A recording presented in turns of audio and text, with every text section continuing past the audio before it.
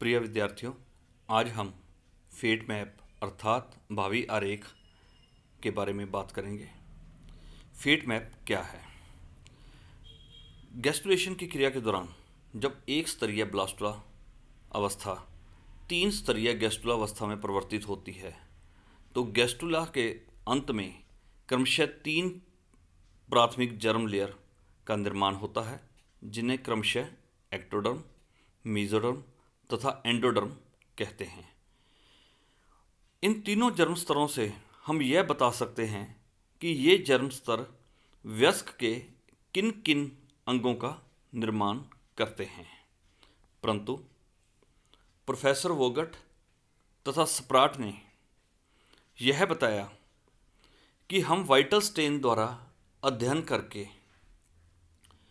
बिना गैस्टुला अवस्था का इंतजार किए अर्थात ब्लास्टुला अवस्था या अन्य प्रारंभिक भ्रूणीय अवस्था में ही कुछ अक्षेत्रों को निरूपित करके यह बता सकते हैं कि ये अक्षेत्र भविष्य में वयस्क के किन किन अंगों में परिवर्तित होते हैं। अगर इसकी सरल भाषा में परिभाषा दी जाए तो यह है कि किसी प्राणी की ब्लास्टुला अवस्था या प्रारंभिक भ्रूणीय अवस्था में संभाव्य अक्षेत्रों अर्थात प्रिजम्पटिव एरियाज का पता लगाकर उसे चार्ट अथवा ग्राफ के रूप में सूचीबद्ध करना फेट मैप कहलाता है। विभिन्न प्राणियों के अंडों तथा ब्लास्टुला अवस्था में विभिन्न तरीकों से फेट मैप तैयार कर सकते हैं, जो कि निम्न प्रकार से हैं। नंबर 1, प्राकृतिक चिन्हों द्वारा फेट मैप का निर्माण। एसिडियन अंडे अर्थात हडमानिया के अंडे एवं एम्फिओक्सिस के अंडों में साइटोप्लाज्म में विभिन्न प्राकृतिक रंगों के कारण विभिन्न अक्षेत्रों में विभाजित रहता है, जो कि निम्न प्रकार से हैं। नंबर 1, हल्के रंग का एनिमल पोल। यह भविष्य में वयस्क के एपिडर्मिस या एक्टोडर्म का निर्माण करता है। नंबर 2, पीले रंग का पोस्टीरियर वेंट्रल एरिया।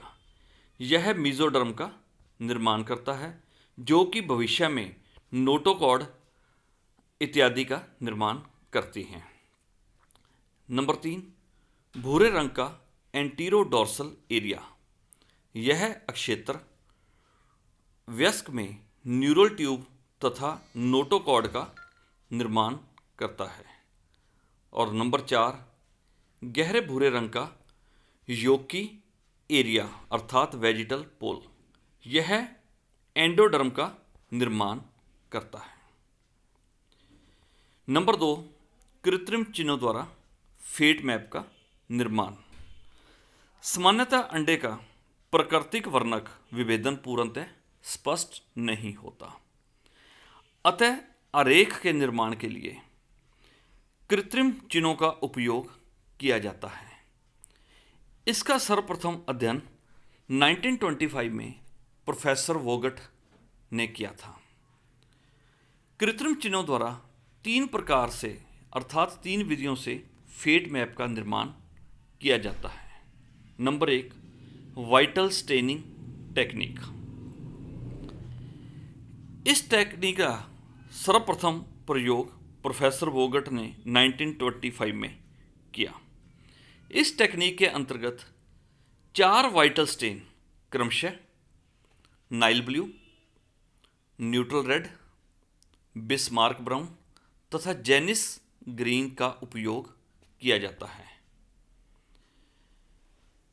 इस वाइटल स्टेन में अगार अगार शैवाल के टुकड़े को डुबो दिया जाता है, जिससे ये वाइटल स्टेन अगार शैवाल के टुकड़े के साथ चिपक जाते हैं। इसके पश्चात अगार शैवाल के टुकड़े को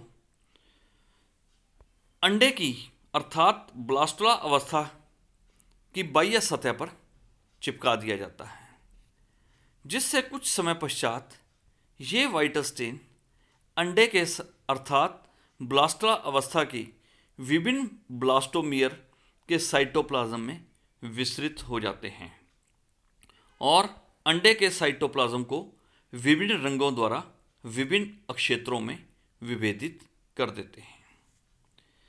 नंबर 2, कार्बन पार्टिकल टेक्निक। इस टेक्निक का सर्वप्रथम प्रतिपादन स्प्राट 1946 ने किया।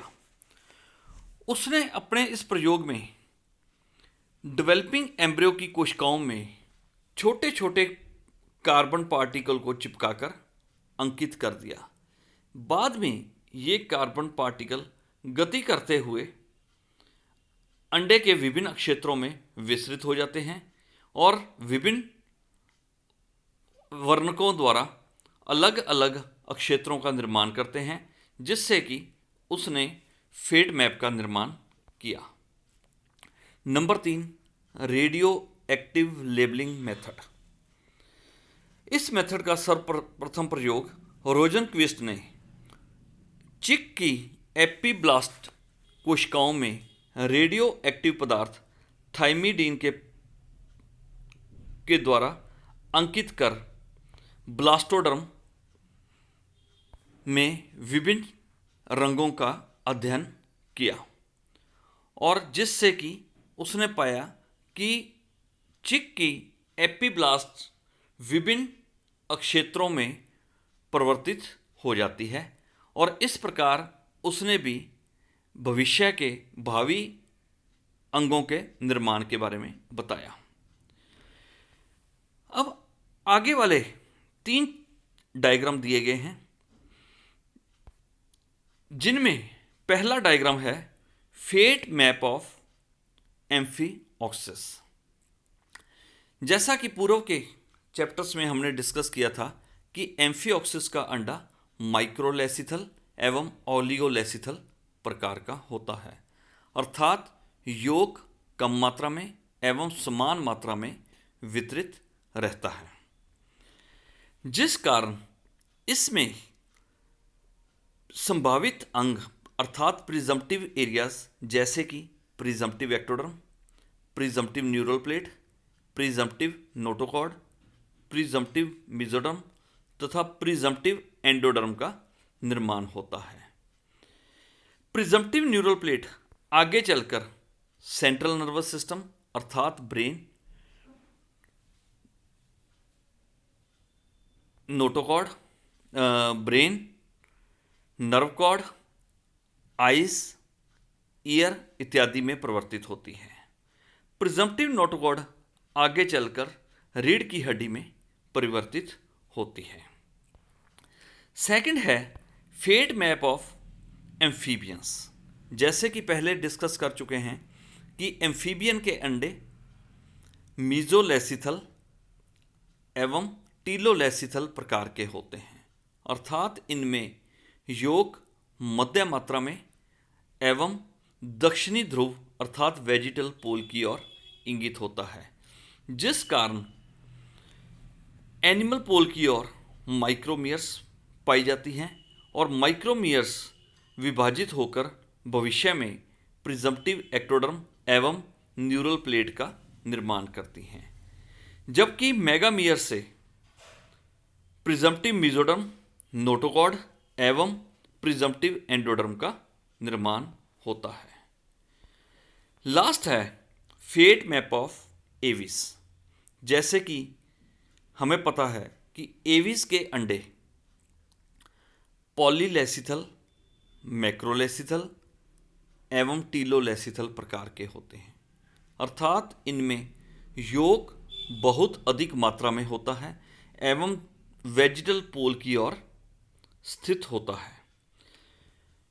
क्लीवेज की क्रिया एक विशेष प्रकार के स्पेसिफिक एरिया तक सीमित होती है, जिसे ब्लास्टोडिस्क अर्थात जर्मिनल डिस्क कहते हैं, जो कि दिखाए गए चित्र में अंडे के एनिमल पोल की ओर स्थित है।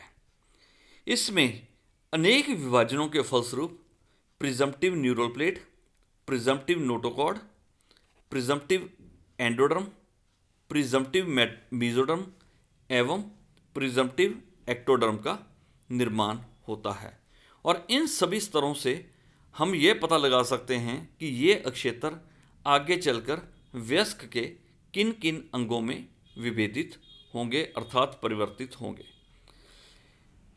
इस डायग्राम में हम देखते हैं कि अंडे में अधिकांश भाग में यॉक पाया जाता है। बाल्फर के नियम के अनुसार यॉक में किसी प्रकार का विदलन अर्थात क्लीवेज की क्रिया नहीं होती, परंतु यह यॉक डेवलपिंग एम्ब्रियो को परिवर्धन के लिए आवश्यक मात्रा में पोषण पदार्थ प्रदान करता है। Thank you very much.